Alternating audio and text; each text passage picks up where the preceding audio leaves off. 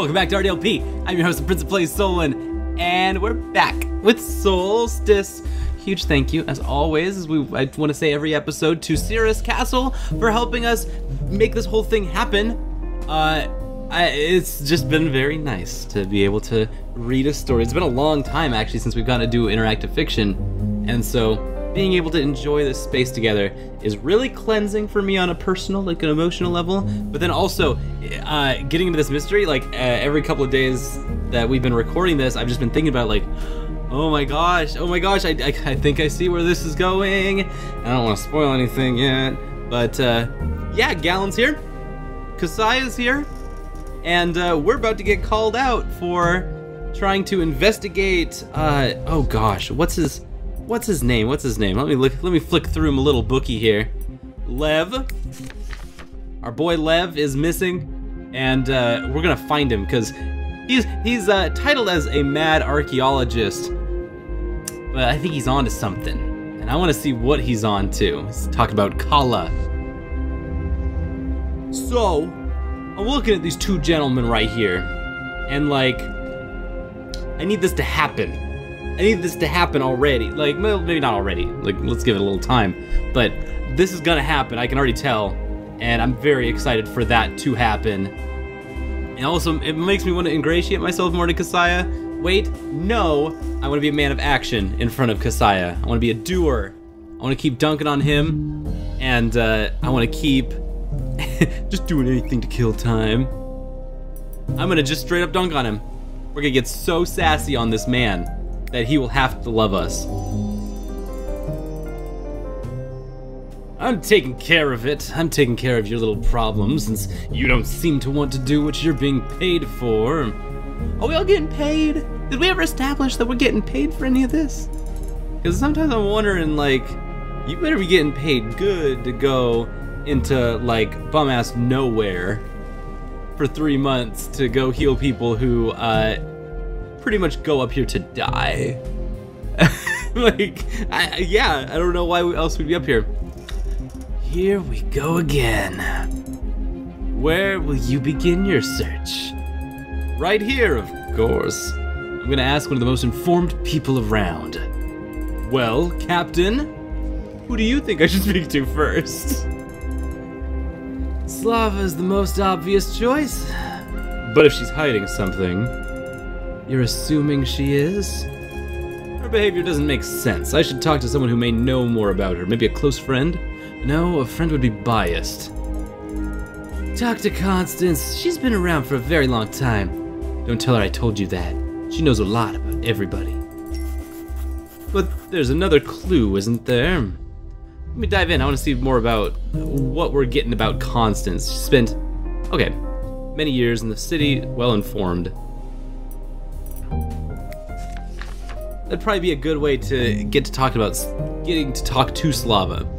So, Slava is very upset that her husband's not back from the trip that he has taken. He's just completely gone missing. And so, obviously his wife's upset, and nobody's gonna do anything to help her, so we're gonna do it. We're gonna do it not out of the kindness of our heart, but out of spite for the fact that nobody else is doing it. Just to be like, I told you so. We're gonna get into this. We're gonna trip into this horribly. Alright, so Lev's obsession with Kala may be important. Who can I talk to about that? Anybody and everybody. We all have our theories about Kala. If you want to learn about Lev's, talk to Yakone. Okay, the Northern Caravan pilot. She's not very talkative. She likes to keep to herself and seems harsh at times. But she's quite an exceptional young woman, Doctor. Lev talked about Kala with her. Really? Who would have thought? Thanks for the advice. I feel like Kasai is leading us down a path that he's already taken. And you know, I will respect that as long as he respects that I'm going to be walking all the way down this path and being very thorough about it. I'm going to be ironically thorough. Thanks, Captain. Nice. You'll need it. This will be interesting. Yeah, we're talking... Oh, I could talk to either of these. Constance or Yakone. We're talking to Yakone. I like talking to Yacone because she beats the crap out of me. Hey, Yacone, I was hoping to catch you here. Looks like you did. I hope I'm not bothering you. You want to talk some? You want something from me? Actually, yes, I do. Then you're bothering me. But people bother each other all the time, don't they?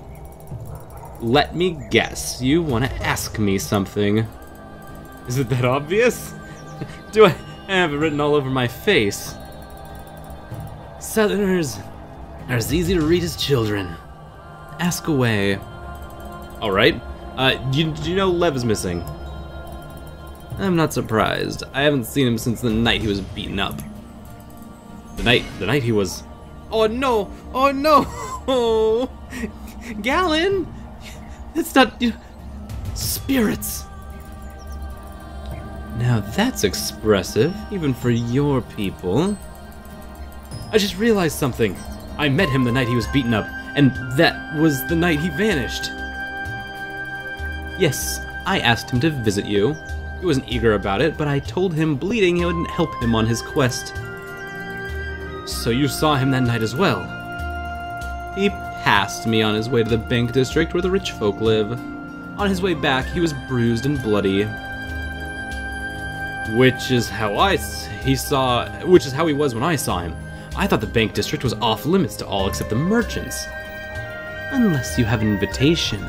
Oh! So Lev is actually someone who can get around. What's this ore, though? You just need a fancy piece of paper or a big bag of money. And that poor sod didn't have either. So he has some way of getting into the banking district, which is somewhere he should not be. Ooh, is that why he got beaten up? So he was attacked by whom? You're a bit slow, even for a newcomer, by Istvan's guards. Can't blame him either. They were fed up with him snooping and trespassing and whatnot. They've given him warnings before, even the old man has. That night, the guards lost their temper. Or maybe the old man did. But if it was so risky, why would he go there in the first place? You talked to him, right? You know the man's soul's been eaten through by hunger. For Kala. So, Istvan is somehow connected to this Kala situation. Directly. Or at least that's what Lev thinks. Oh, so Southerners call it Kala. Yacone, please tell me what Kala is. Tell me what the secrets are. That also confirms that Lev is a Southerner.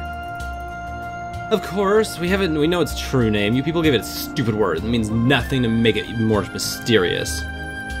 Since all you're good at is taking things for yourself, how would you imagine it's some kind of magical wish-granting toy? I'm beginning to get the impression they don't like me because I'm not from around here. Don't be stupid. Nobody in this whole city's from around here. Demons. The city itself isn't from around here. They built it to stand out like a bad joke, a slap to the face of all of the North. You must... Ooh! Hi, QB! Hi, Qbert! Let's get that out of there. Hi, QB! Tell me, what's your name again? Yeah, I'm Galen, by the way. Guess it's not the most memorable name. Alright, Galen, let's imagine Kala releases a toy that can give you anything you wish for, and you only have to ask, like a philosopher's stone. But you may only use a single word, so what's your wish? I wish for pleasure, love, or power. Yeah! Yeah, let's define Galen's character. Let's do something that just, like, we can't take back. So, I always wonder about these things. Is it something where it's like Galen is performing for Yacone? Or is this something that actually, like, identifies Galen's character, like, ascribes a, like, singular idea to him? Let's wish for pleasure, love, or power. Let's wish for love. Can I be cheesy? Love. Only thing that makes all this suffering bearable is loving another person, someone we care for more than ourselves. I like that answer because he's a doctor. That's nice. Hard to believe a grown man would wish for that. But yeah, it's sweet. Enough games, though. You want to know more about the big secret? Then pay attention. It's all very simple. Long time ago, all of the North belonged to my people, including this place. Especially this place. This was your city. Don't be dense. There was no city. There was an oasis, a patch of land without ice and snow. It had a bunch of shallow caves, and in them, there were hot springs. My people are born and buried among the snow and ice. We've no need for great comforts, but for my ancestors, this was a very special place. But you didn't settle here. It was decided there was no need for us to hide underground if we could sleep under the stars. But travelers were allowed to stop here on their way across the ice desert. They returned to their homes with strange tales about the air, the water, and the warmth, how it would twist their dreams and send them visions. Wise men and women were sent here to study the cause. They experienced their own visions and declared the oasis holy. Then why did they build a city here? This place was special for Southerners too. They knew it was the only haven in the ice desert, and they were eager to send their trade caravans through the north. Caves wouldn't do it for them, so they needed an entire city. So they came and claimed this land, and they erected their bloody palaces and towers. They put their metal pipes through the ground into the hot springs, and made them run through the walls to warm the entire city, and they didn't care, it was sacred. Your people allowed it? Hell no. We didn't know how to fight in the snow. It makes no sense to kill others. The snow does that. We don't need to kill people because, like, it's freaking cold out, and we're all dying anyways. Duh. You may need their help later on. We only knew how to hunt. But the wise people studied the ways of the oasis and learned the Southerners' plans for their arrival, and they were prepared. They performed rituals to tangle the currents and slow the water, to make it cool over time. Yet the city still stands, prosperous and, well, warm. Were the rituals ineffective? Oh no, they worked fine, but the Southerners had lots of money. They hired their own wise people, who came and quickened the waters. They built all that you see now. They planted trees and flowers. Flowers! There's flowers! There's flowers everywhere! And she rips off a whole tendril down these gates. Get the shit out of here! Flowers in the north. That's bullshit. And that's the whole story. Thanks for telling me. Look on the bright side. Let's not demean her. Wow, I guess all of these kind of demean her, don't they?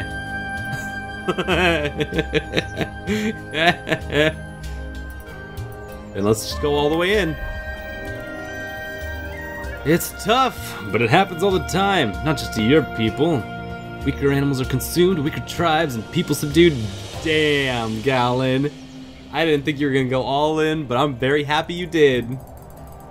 My homeland was conquered and plundered many times before we learned how to defend ourselves. Now others are afraid of us. Oh, I'm not stupid. I know how these things go. My ancestors were innocent, but also naive. Living in the snow dulled their wit. It's different now. There's no point in discussing these old stories. You got your answer. What answer? You didn't even mention Hakala in your tale. Oh, I see. This place is Kala. Yeah, the water. It's the water. Maybe magic or something like that. Whatever it is, has little to do with that people, what people like you imagine it to be.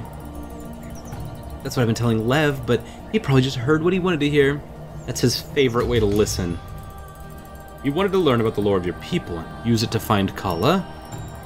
He is an archaeologist, so this actually makes sense. Everything he ever does is the same goal. But... yeah, but what? He was more interested in the rituals. Some time ago I told him that all children are taught the basics ways of the wise, and that I was trained too. He may be mad, but he always remembers what you say. Every detail. So, months later he came and asked me to train him. What did you do? I lied. Said it was a secret of the tribe, and that I didn't know much. Anyhow, so I didn't want him to feel bad. Which means you know a lot, but prefer to keep it to yourself? Let's just say I know better than to give a child a knife. Anyway, why are you so interested in Lev? You don't even know him. His wife asked me to look for him, and he was also my patient, though for a minute or two. If Slava is so worried, why doesn't she just ask the old man? I bet he knows where Lev is. You mean Istvan? The rich geezer, yeah. But I thought he was the man in charge here. Can someone just really go and start asking him questions? Depends on who you are, but I've talked enough. Go away, you got your lead. I want to be alone. Alright, say no more. Thanks for telling me. Bye-bye, I really appreciate it. Yeah, whatever. Going back to my tent. Lights. Deuces, Galen, get out of my sight. Guess it's time to ask Slava a few questions. Okay, good. So we're gonna go back to the other option that we could have picked before.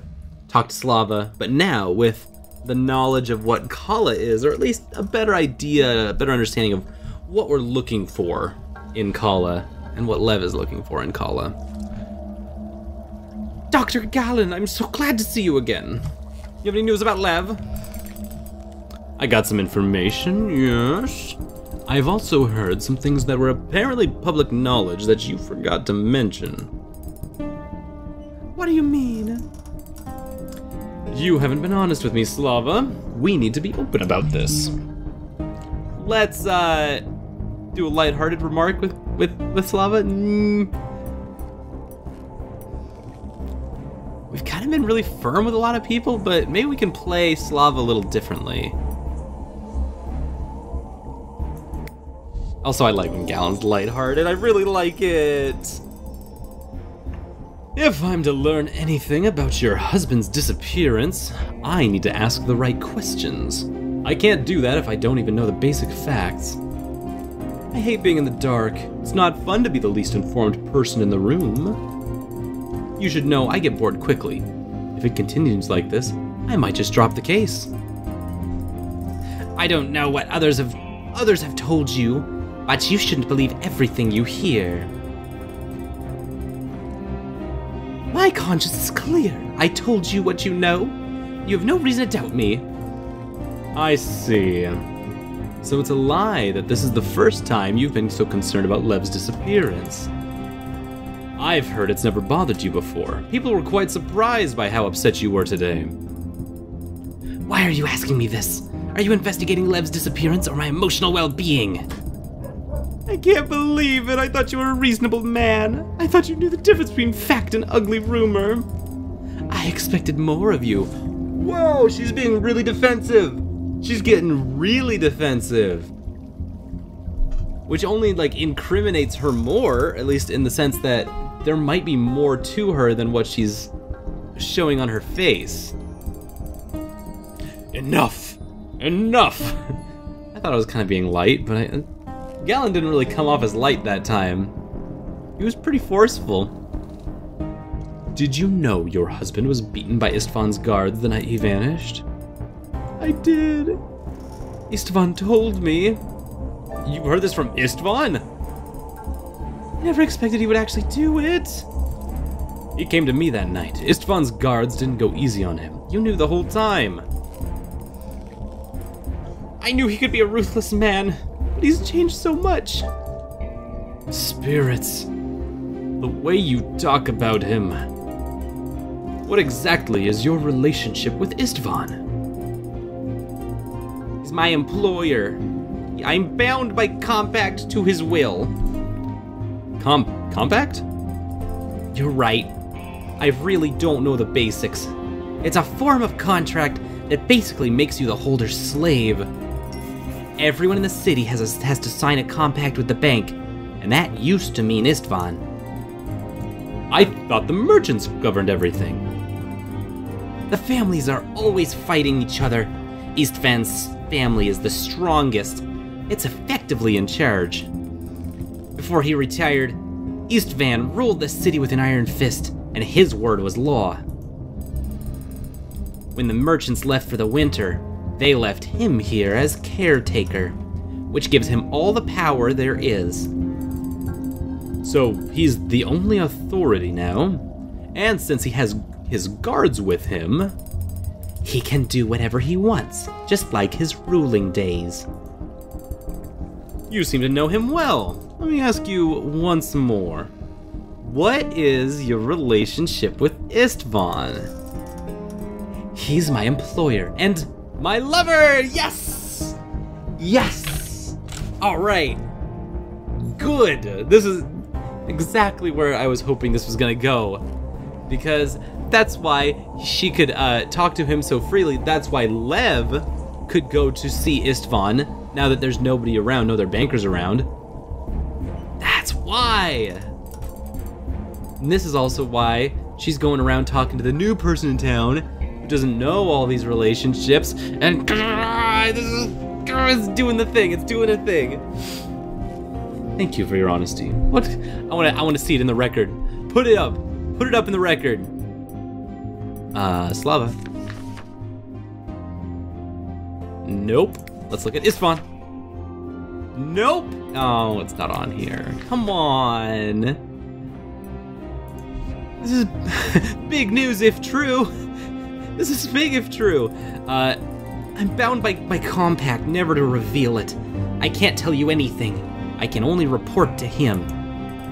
Report? You're collecting information for him? Me? I understand. Slava's been having an affair with Istvan. She collects information for him. Nice. I bet we could have gotten that from Constance too. But I'm kind of happy we got it from her. I think that's actually pretty important.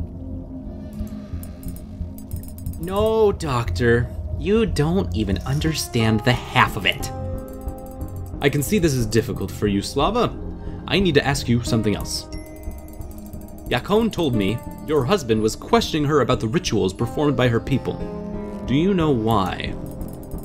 I heard him mumbling something about ancient magic, about how he would master its secrets and end his quest.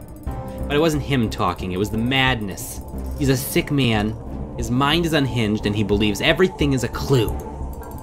So he never performed any actual rituals? Yakon is a very grounded young woman. She wouldn't chase after imaginary things. I think she only spoke to him out of pity. She told him what he wanted to hear, but these were all legends without any actual merit. So this might mean that Slava is actually skeptical. He's either skeptical about Yakon, or maybe she doesn't like Yakon and is trying to like brush off that Lev and Yakon hang out. Alright, I could ask you more, but I have the feeling you won't tell me anything new. You're stubborn, Slava. You know that? I'm the innkeeper in a city of secrets and lies. Speaking too much goes against my trade. I'm glad we picked up her accent somewhere along the lines in this. I also believe that if you remember anything important, you'll tell me without my asking. I may not know you well, but I can usually tell when people are lying to me. You've told me all that you could. Thank you for your understanding, Doctor. Please, Slava, call me Galen. Alright, thank you, Galen. Listen, there's one more thing I need to tell you before you go. I thought so. What is it, Slava? Here, take this. ¿Qué es esto? Un libro? Lev's diary. The most recent one. He put all his clues and hypotheses in it, and he kept it hidden from me, but I've always known he had it. If you want to know why I'm so worried, it's because of this. He would never willingly leave it behind. It's his most precious possession. Frankly, it's his only possession. And yet he left it. This has never happened before? Lev's memory is perfect when it comes to Kala. He gathered immense knowledge on the topic, even if most of it's myth and rumor. But when it comes to everyday life, he's a child, helpless and forgetful. Ah, interesting. The diary is protected. Yes, it's locked. I don't know where the key is. My guess is that Lev has it. No, I don't mean the physical lock. Although having the key would certainly help. I just hope it'll help you find my husband before something terrible happens. I have the worst suspicions. Something bad is happening in the city. Oh, mercy me! Oh, Constance, maybe we should check on Constance. She's not doing so hot. Which is weird, because she usually is. Constance, what happened? Dr. Galen, I need your help. Oh no. She fainted. Maybe sick, entering the inn, looked very ill, collapsed. Bam! Okay! Yes! At first, I had no idea where I was. The doctor told me I spent the last 2 weeks in bed, feverish and weak. He said I almost died. Oh, this is Constance? Connie! Or is it the lady? This is that lady! Yeah! It took me a while, but eventually memories flooded my mind. Struggling with the blizzard, trying to traverse the icy desert, the biting frost and the warmth and sleepiness that followed. By some bizarre coincidence, I was found by the last sleigh caravan en route to the city. The fact it was carrying a skilled healer bordered on the impossible, but what matters is that I survived and reached my destination. When I was finally strong enough to get out of bed, I learned 2 things. First, the doctor is very inquisitive, and second, he is very busy. It seemed that despite the dead season, the city teemed with schemers. And since I had a few secrets of my own, I had to be cautious. Yes, I want to know more about this lady. Good. Let's learn more. Yanni, that's her name. Yeah. Okay. How about next time on RDLP? We're gonna learn about Yanni. We're gonna see what happened to Constance. Like, holy hell, that's a cliffhanger, isn't it? And we're gonna keep our hunt on for Len as Galen gets down to being this Sherlock Holmes. I'm so excited. Anyway, I will see you next time on RDLP for more Solstice and more mystery adventures.